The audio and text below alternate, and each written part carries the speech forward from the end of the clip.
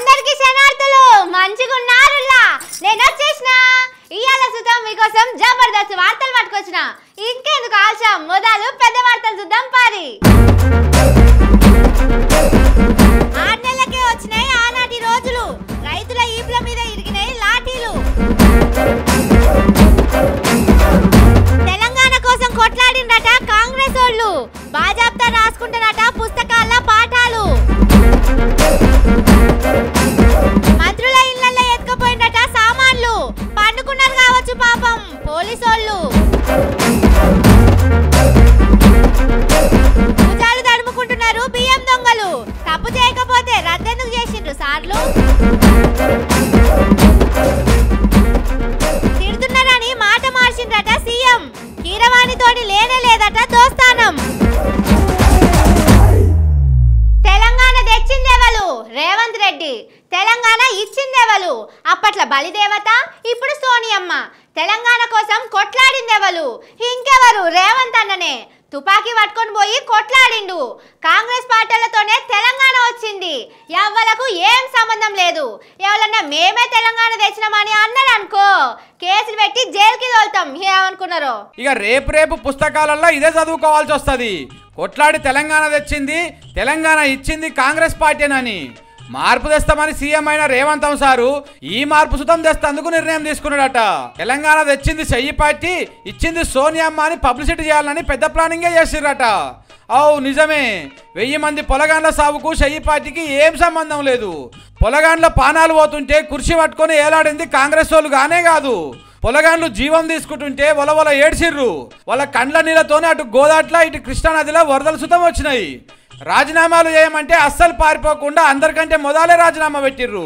తెలంగాణ కోసం అందరికంటే ముంగట నిలబడి ఢిల్లీకి ఉరికి సోనియమ్మను ఒప్పించిర్రు తెలంగాణ ఇస్తామని చెప్పి మాట మాట తప్పకుండా ఒక్క మాటకే రాష్ట్రం ఇచ్చిర్రు ఇక తెలంగాణ తెచ్చిన దాంట్లో రేవంత్ సార్ అంత కష్టం ఎవ్వరు పడలేదులా వాళ్ళ దోస్తు నరేందర్ రెడ్డిని ఎమ్మడేసుకొని తుపాకులు పట్టుకొని ఆంధ్రలో మీదకి కొట్లాటకు పోయిండు తెలంగాణ నుంచి వెళ్ళిపోతారా లేదా అని తుపాకీ పట్టుకొని వాళ్ళ గురువు చంద్రబాబు తానికి పోయి బెదిరించిండు అందరిని భయపెట్టి ఢిల్లీలో గాయకత్తరు లేపి బిల్లు పాస్ అయ్యేటట్టు చేసిండు ఇక పుస్తకాలలో ఇట్లనే రాసుకుంటారు కావచ్చు కాంగ్రెస్ వాళ్ళు తెలంగాణ వచ్చుట్లా పబ్లిక్ సంబంధం లేదు కొలువులు చేసేటోళ్ళు కరెంట్ వాళ్ళు బస్సులోళ్ళు ఎవ్వలకు ఏం లేదు మొత్తం చెయ్యి పార్టీ వాళ్ళు రేవంత్ సారు నాయకత్వంలో తెలంగాణ తెచ్చిండ్రని బడిపొల్లగాండ్ల పుస్తకాల్లో రాయిస్తారేమో మంచిది రాస్తే రాసుకోరు కానీ జర వీటికి సమాధానం కూడా చెప్పురు సార్లు హైదరాబాద్ స్టేట్ని తీసుకుపోయి ఆంధ్రలో కలిపింది ఎవరు 1000 మంది కంటే ఎక్కువ ఎందుకు జీవం తీసుకున్నారు ఎవరి మీద కొట్లాడితే తెలంగాణ వచ్చింది ఇస్తున్నామని చెప్పి మాట మార్చినోళ్ళు ఎవరు సోనియమ్మను బలిదేవత అన్నోళ్ళు ఎవరు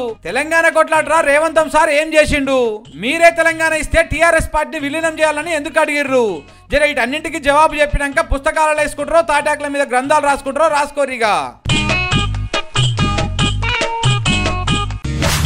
నీ దొంగలు పాల్గాను ఏది దొరికితే అదే పట్టుకుపోతున్నారు ఇంత భయం లేకుండా అయింది మా రేవంత్ సారు నిద్రపోకుండా రాష్ట్రం కోసం పని చేస్తా అంటే మీరు ఇట్లా అన్ని ఎత్తుకపోతారా ఇంతనన్నా బుద్ధి లేదా మీకు పోలీసుల మంత్రి రేవంత్ సారు మస్తు బిజీగా ఉన్నాడని చూసి ఈ తీర్ల దొంగతనాలు చేస్తారా సారు అన్ని చూస్తున్నాడు మీ మైలపోలు తీస్తాడు చూడుండ్రి తెలంగాణలో ఈ కొత్త మార్పేందో సమజైతలేదుల్లా ఈ నడమ దొంగలు బాగా పెరిగిండ్రు ఇంత సుతం భయం లేకుండా ఇష్టం వచ్చినట్టు దొంగతనాలు చేస్తున్నారు కొన్ని దినాల కింద బంజారా హిల్స్ లా రోడ్డు పొంటున్న బొమ్మలు ఎత్తుకపోయిండ్రు అటెనక ఆడోళ్ళ లెక్క డ్రెస్సులు వేసుకొని ఇళ్లల్లో సొర్రి పైసలు బంగారం ఎత్తుకపోయిండ్రు ఇన్ని చేస్తున్నా మమ్మల్ని ఎవ్వరు ఏమంటలేరు అనుకున్నారో లేకపోతే అందరు మా వాళ్ళే నాయే మా జోలికి ఎందుకు వస్తారు అనుకున్నారో గాని చక్కగా మంత్రి సార్ల ఇళ్లకే సొర్రిండ్రు హైదరాబాద్ బంజారా హిల్స్ లా మంత్రులకు సర్కారు క్వార్టర్స్లు ఉంటాయి చుట్టూ బందోబస్తు గోడ పెట్టి ఉంటది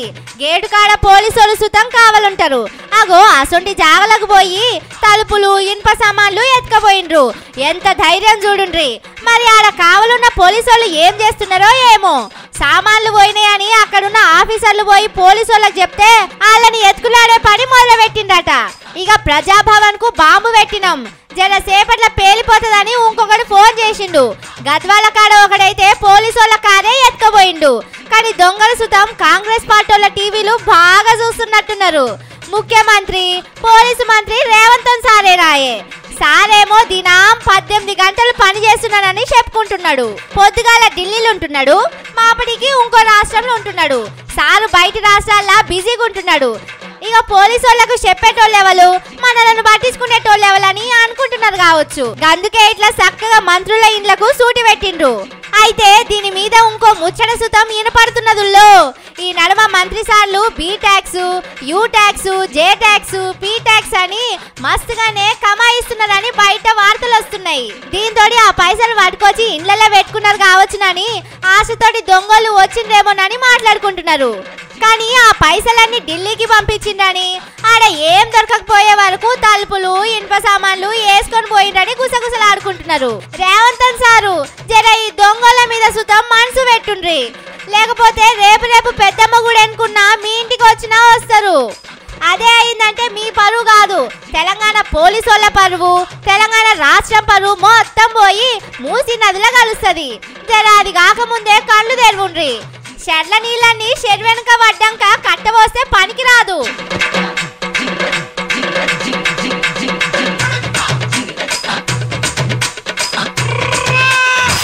కోడిని దొరకబట్టాలంటే వడ్లో బియ్యమో పోయాలి, గొడ్లు బళ్ళని దొరకబట్టాలంటే పచ్చగడ్డి చూపియాలి.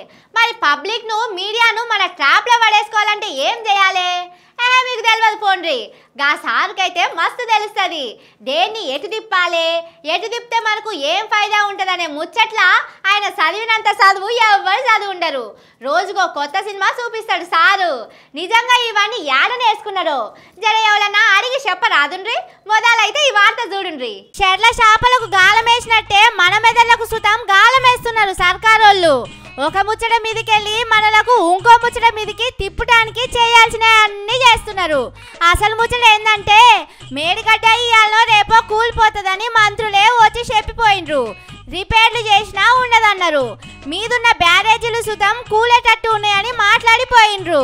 ఢిల్లీ ఆఫీసర్లు ఇచ్చిన కాగితంలా ఇదే ఉన్నదని చెప్పుకొచ్చిండ్రు. అలా టీవీలా పేపర్లల్లా మొత్తం దీని మీదనే సినిమా నడిపించిండ్రు. కానీ ఢిల్లీ ఆఫీసర్లు ఇచ్చిన అసలు రిపోర్టు 4 దినాలైనాక బయటకు వచ్చింది. అంత మంచిగానే ఉందని అందులో రాసుకొచ్చిండ్రు. అబ్బర బిడ్డ, కాళేశ్వరం ప్రాజెక్టు పనికి రాదని మేము ఇన్నేళ్ల నుంచి లొల్లి చేస్తున్నాం. కూలిపోయిందని చెప్పి 2 సార్లు ఓట్లు వేయించుకున్నాం. ఇప్పుడు ఇట్లా చేస్తారా అని సినిమా మొత్తం ఇంకో దిక్కు తిప్పిండ్రు. నిన్నటి దాకా నడిచిన కాళేశ్వరం ముచ్చట మొత్తం పక్కకు నూకి ఫోన్ ట్యాపింగ్ కేసు ముంగటేసుకున్నారు. అరెస్ట్ అయిన ఓ పోలీస్ ఆయనే కేసీఆర్ సారు, హరీష్ రావు సారు చెప్తానే ఫోన్లు ట్యాపింగ్ చేసినామని చెప్పిండట. ఈ కాగితాలు పోలీసు వాళ్ళ తాన ఉంటాయి, లేకపోతే కోర్టులో ఉండాలి. కానీ కాంగ్రెస్ వాళ్ళ జేబులున్న 2 ఛానళ్లకు ఇచ్చి సినిమా షురూ చేసిండ్రు. 2 దినాల సంధి జోరు కథ నడిపిస్తున్నారు. కానీ కాళేశ్వరం ప్రాజెక్టుకు మంచిగానే ఉన్నదని ఢిల్లీ ఆఫీసర్లు ఇచ్చిన కాగితం గురించి మాత్రం చెప్తలేరు. ఓట్ల కోసం మేడిగడ్డను పక్కకు పెట్టిండ్రు. ఇప్పుడు వానలు పడే మోపుకు రిపేర్లు చేస్తామంటున్నారు. ఇప్పుడు మొదలు పెడితే మళ్ళీ వచ్చే ఏడు ఈ టైంకు నీళ్ళు ఇచ్చుడైతుంది. అంటే సర్కారోళ్ళు కావాలనే లేట్ చేసిండ్రని పబ్లిక్ ఎరికైతే ఎక్కడోళ్ళనో అక్కడ దొరకబట్టి మయ్యన చూపుతారు. పంటలు ఎండుతా అంటే చూసుకుంటూ ఉంటారా అని ఉరికిచ్చి కొడతారు. వ్యవసాయం చేసేటోళ్ళు అంత కోపంతో ఉన్నారు. అందుకే ఆ ముచ్చట పబ్లిక్ లకు పెద్దగా పోవద్దని ఇట్లా ఫోన్ ట్యాపింగ్ కదా ముంగటేసిండ్రని బయట మాట్లాడుకుంటున్నారు.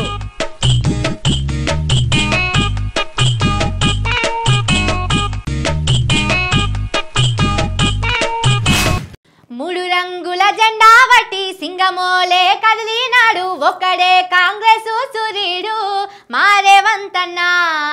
ఆనాటి రోజులు తెస్తాడో మా రేవంత్ అన్న, ఆనాటి రోజులు తెచ్చాడో మా రేవంత్ అన్న.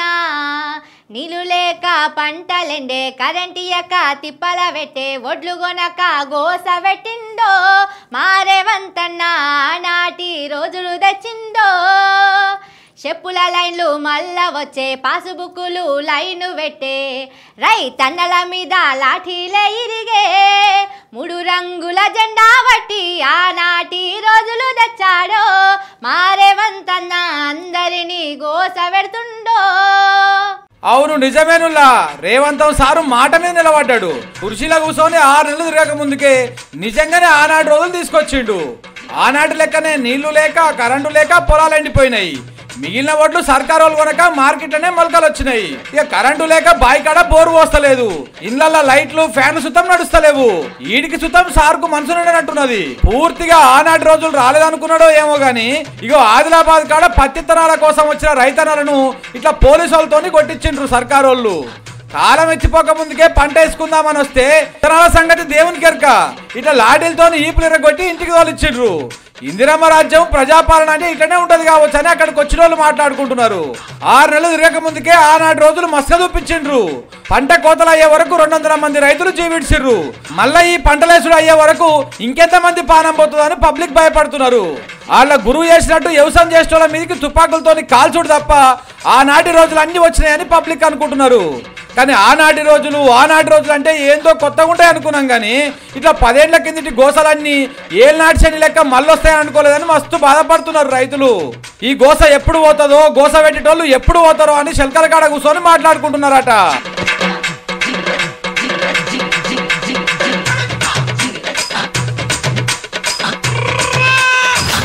గుమ్మడికాయల దొంగలంటే భుజాలు తడుముకున్నారనే సామెత ఈనే ఉంటారు కదా మీరు. కానీ గుమ్మడికాయల దొంగలెవలు, ఎందుకు భుజాలు తడుముకుంటున్నారు అనేది మాత్రం ఎవ్వరికి సమజ్ కాదు. ఏదో సామెత కాబట్టి అందరూ అంటనే ఉంటారు. ఇవాళ మీకు ఆ గుమ్మడికాయల దొంగలను, ఆ భుజాలు తడుముకున్న కథలను చూపిస్తా, మంచిగా చూడుండ్రి. వెనకట గుమ్మడికాయల దొంగలుంటే ఇప్పుడు బియ్యం బస్తాల దొంగలు భుజాలు తడుముకున్నారు. సన్న బియ్యం కొనే దాంట్లో మస్తుగా పైసలు చేతులు మారుతున్నాయని మొన్న పూ పాటోళ్ళు, కారు పాటోళ్ళు బయట పెట్టిండ్రు. 1000 కోట్ల దాకా మింగిండ్రని చెప్పుకొచ్చిండ్రు. 2,20,000 టన్నులు ఇంటూ 15 రూపాయలు అదనం రౌండ్ ఆఫ్ చేస్తే ఇది కూడా మళ్ళీ 300 కోట్ల కథ. 1,100-1,100 కోట్ల కుంభకోణం, 1000 కోట్ల రూపాయల కుంభకోణం జరుగుతున్నమాట వాస్తవం కాదా? మరి దీని మీద కేంద్ర ప్రభుత్వం ఎందుకు సిబిఐ వేయకూడదు? మరి ఈ ప్రభుత్వం ఎందుకు సిబిఐ ఎంక్వైరీ అడగడం లేదు అని చెప్పి నేను ప్రశ్నిస్తున్నా. బియ్యం దొంగలు ఎవరో తెలవాలంటే ఇక్కడిక్కడ కాదు, చక్కగా సిబిఐ ఆఫీసర్లనే పిలిపిస్తామని మహేశ్వర్ రెడ్డి సార్ అన్నాడు. సర్కారు వాళ్ళే ఇట్లా ధర్నాలు చేస్తారా అని మస్తు గరమైండు.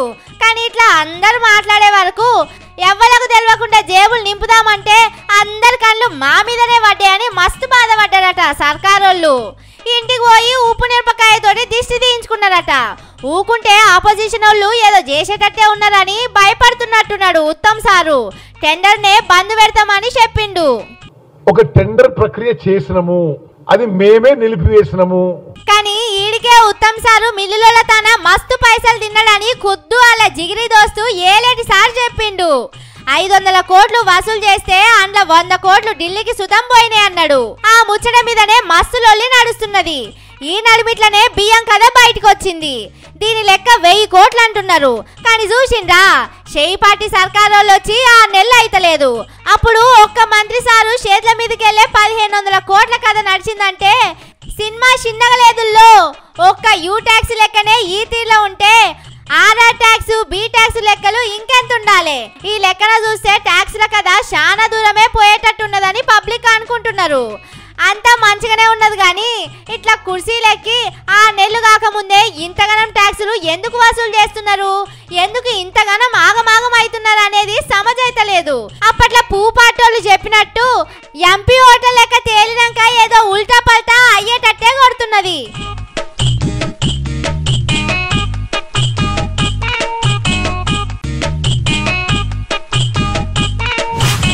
అందుకే జుట్టు అందకపోతే కాళ్ళు అన్నట్టే ఉన్నది సార్ కదా.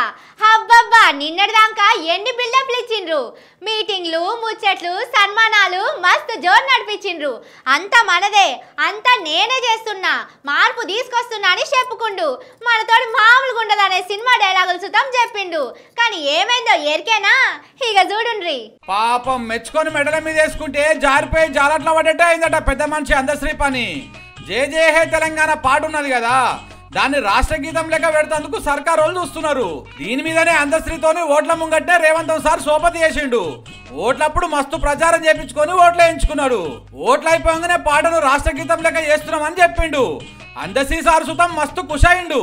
నిన్నటి దాకా అన్ని నేనే చేస్తున్నామని చెప్పుకున్న సీఎం సారు ఇవాళ మొత్తానికే ప్లేట్ ఫిరాయించిండు. కీరవాణిని నేను విలువలేదు, నాకేం దోస్తాన లేదని చెప్పుకొచ్చిండు. మొత్తం పెద్ద మనిషి అంతశ్రీ గారికి అప్పచెప్పిన కీరవాణిని కూడా ఆయన తీసుకొచ్చిండని పచ్చికుండా ఎత్తేసినంత పని చేసిన అనుకో రాదురి. అగో రేవంత్ సార్ ఇట్టేట మాట మార్చాడని అందరు పర్సన్ అవుతురట. కానీ అసలు ముచ్చట ఏంటంటే పేరు వస్తుందంటే రేవంత్ సార్ దేన్ని సుతం విడిచిపెట్టాడు. ఈ పాట కాడ కూడా అదే అయ్యిందట. ఈ పాటకు కీరవాణితోని మ్యూజిక్ అనే వరకు అందరు తిట్టుడు మొదలు పెట్టిర్రు. తెలంగాణలో ఎవరు లేరా, బయట ఆయనకు ఎట్లిస్తారని మస్తు కోపానికి వస్తున్నారు. దీంతో కథ ఏదో తేడా కొడుతుంది అనుకున్న రేవంత్ సారు మొత్తం అందశ్రీ మీదకే నూకేసిండనమాట. అప్పట్లో సుతం ఇట్లనే రోడ్ల పొంటి హోటల్ పెట్టిన కుమారి అంటే దానికి పోయి తింటానని చెప్పిండు. మస్తు పబ్లిసిటీ చేసుకున్నాడు. ఏహే నువ్వు సీఎం కుర్చీలో కూర్చొని అక్కడికి పోవడేంది, మొదలు సీఎం పని చక్కగా చేయమని సోషల్ మీడియాలో దుమ్ము దులిపిడిచి పెట్టిర్రు. ఇక దాంతో సార్ అక్కడికి పోలే. ఇగో ఇప్పుడు మళ్ళోసారి అదే పని చేసిండు. కీరవాణిని ఇంటికి పిలిపించుకొని 2 మాటలు మాట్లాడి శాల్వ కప్పి పంపించిండు. ఇప్పుడేమో నాకేం తెలియదని అంటున్నాడు. మరి ఈ లెక్కన ఇచ్చిన హామీల మీద సుతం ముంగట ఇట్లనే అంటాడు కావచ్చు అని ఇది ఎరుకైన వాళ్ళు అంటున్నారు. అందుకే కావచ్చు మన నడమనే ఒక ఆయన పాట రాసిండు, సారు గుణమేందో దినదినం అడగమని.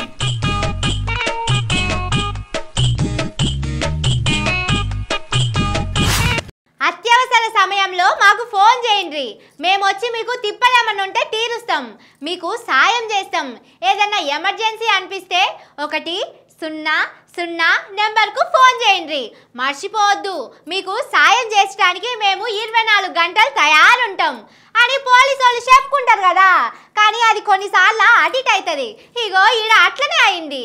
ఇక చూడుండ్రి, ఈ పెద్ద మనిషి ఏదో చెప్తున్నాడు. ఏమైంది సారు? ఏం జరిగింది చెప్పండి ఒకసారి. ఇటు పక్క పోలీసు వాళ్ళు గద్మాయిస్తున్నారు. అసలు ఏమైందో చెప్తలేరు కదా ఇల్లు. ఏంటిది వచ్చింది?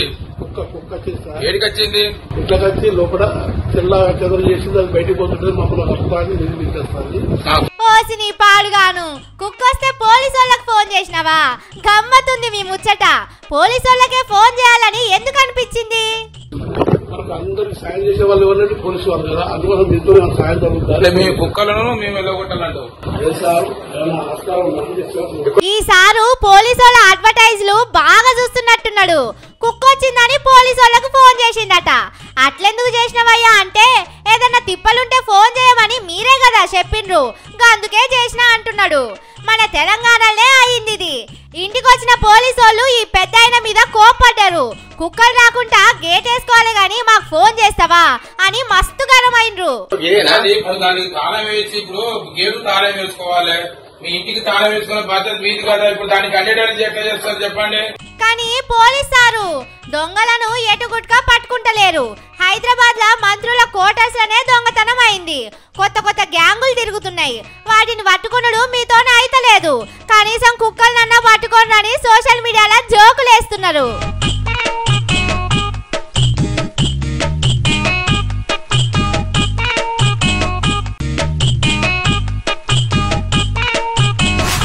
ఇవి ముచ్చట్లు. ఇంకిన్ని మస్తు ముచ్చట్లతోటి రేపు కలుస్తా ఉంటా.